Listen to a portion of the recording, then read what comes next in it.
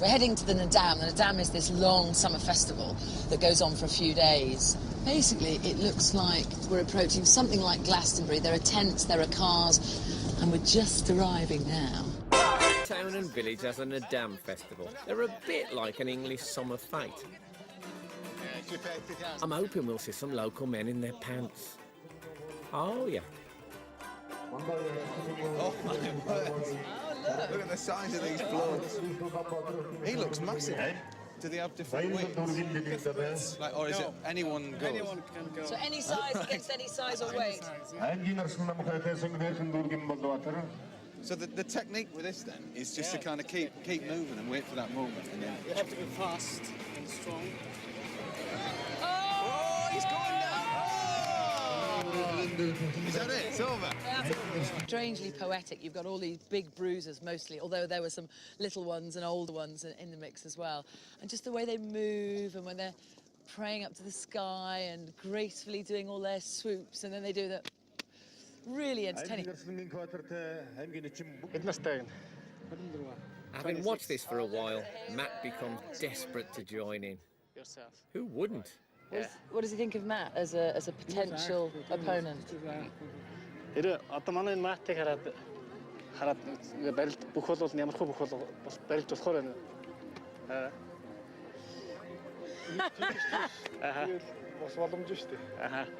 Not too small, not too...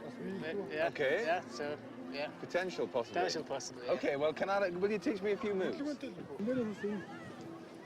Oh, he went for the one leg. What he pulling?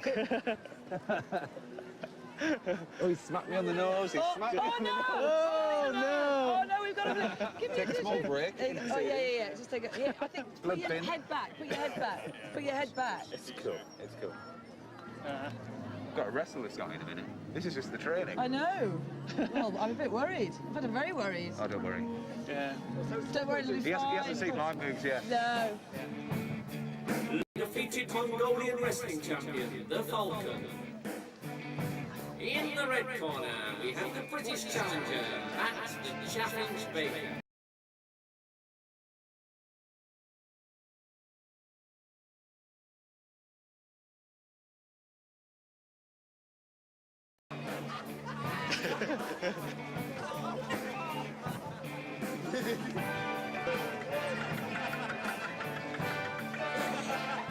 Well, I don't know much about Mongolian wrestling, but this looks like an absolute classic.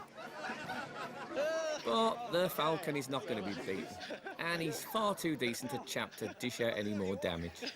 That is so draining. Cheers. Oh, my word. I'm still recovering.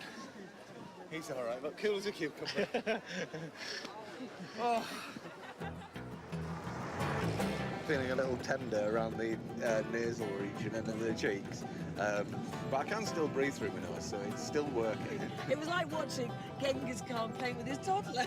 And that's what it felt like. To be fair, he was so solid. He was like, honestly, he just didn't move.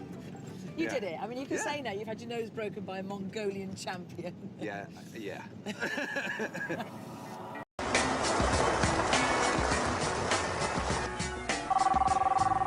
Oh, I knew it couldn't last. Hello? Hello? Can you hear us now? The next pair, Bill Turnbull and Louise Minchin, now interrupt this programme with a news flash.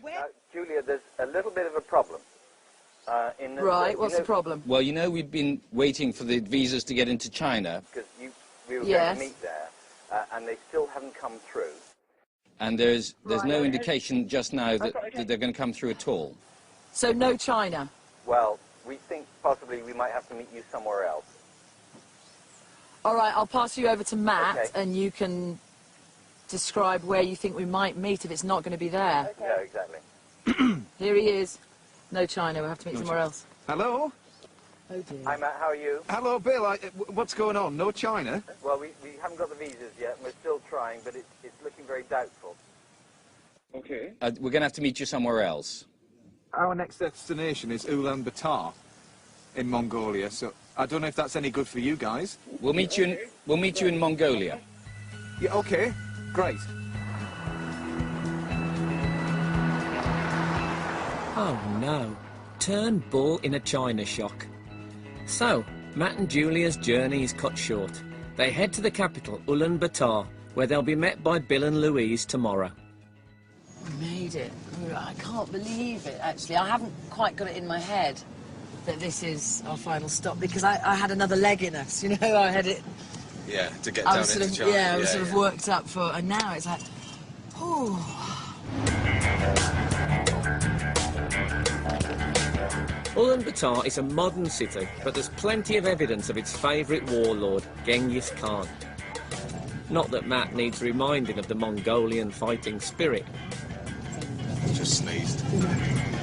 It's quite a contrast, isn't it? Moving out of that beautiful mountain scenery into this. It stinks though as well. You can even smell it. Oh man, it's a delightful cocktail. Yeah. Matt and Julia have one last task before handing on the baton. They've got to get their wool turned into fine cashmere for the Children in Need auction. Hello. Hello. Who does this go to? Right, let me get my hands dirty. What are we doing here? You're sorting the cashmere. Oh, there we go. Is that a good piece? Is that okay? There's lots of dandruff. Lots of dandruff. Yeah. That's big dandruff. As grim as this sounds, there is a real issue with goats and their flaky skin. The wool has to go through 27 metres of machinery to clean it. What comes out at the end is all dandruff-free and fluffy. So all the dandruff and the coarse hair or the guard hairs are being extracted on the way to here. It's like a waterfall, wool waterfall. It's like a cashmere bubble bath. Yeah, maybe like this. The wool soon becomes a blanket What and... about this, if it's got kind of a Mongolian design? I can't believe I'm saying this. Here's one they made earlier. For a chance of getting hold of it, you can enter the Children in Need online auction. And that's really traditional. I mean, we saw lots of those in the Gers, didn't we?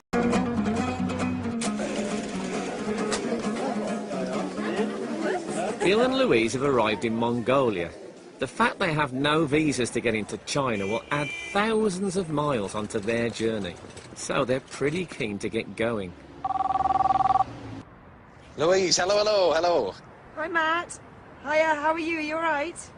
We're a little bit tired, but we're here, and that's the main thing. So you're ready to pick up the baton and get running?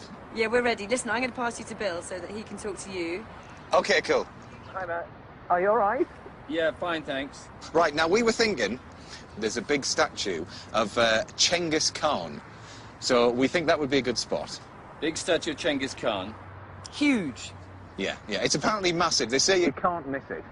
So we just ask anybody where the big statue is of Genghis Khan. It's enormous. It is enormous. Bigger than the Angel of the North. Huge. We've got to be, it's lunchtime, about 1 o'clock, we've got to be on the train. All right. So we can't be late for that. For Matt and Julia, the end is finally in sight. So we've got like a few miles to Yeah, go that's now. it. And it's a lovely feeling, and it's a mixed feeling of absolute elation, and you know, we've done it, we've achieved it, and we've all achieved it together, because with this, it's not just about, you know, oh, it's doing it, it's about sticking together as a team, and we've all done it. Bill and Louise are beginning to realise the enormity of what lies ahead. He said big, didn't he? I think big doesn't really do it justice, does it? It really does not. Massive. Absolutely incredible. So we're 50k from Ulaanbaatar, and look what we found. It's stunning, isn't it? The biggest statue of a man on a horse in the world. Amazing.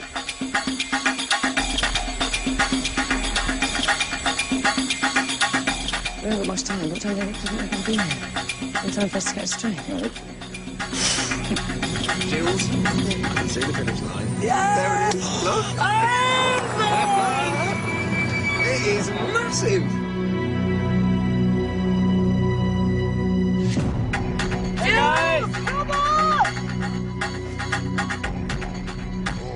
We're coming! Hello! What a place to meet! Oh, one last... How are we doing? Oh, no! Yeah, very good, very good. How are you? Matt, well done. Hello, Bill. Oh, how are you? Right, you have a good night's sleep?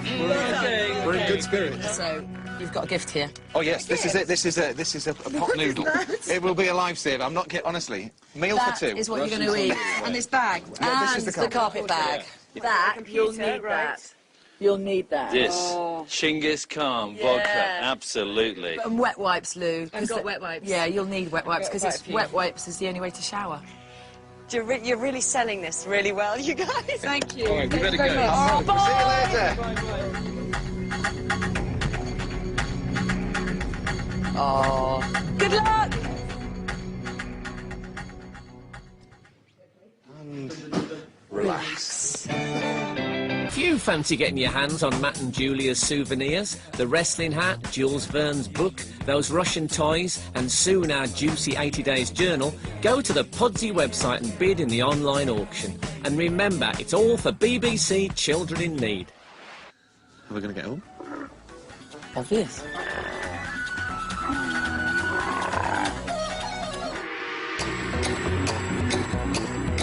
I've got an auntie that looks like that. Go to the Pudsey website to do something different for children in need. You'll find everything there on how to get involved, including a fundraising pack to get you started. Week in, Week Out returns for a new series at 10:35 tonight here on BBC One Wales. Details about that coming up.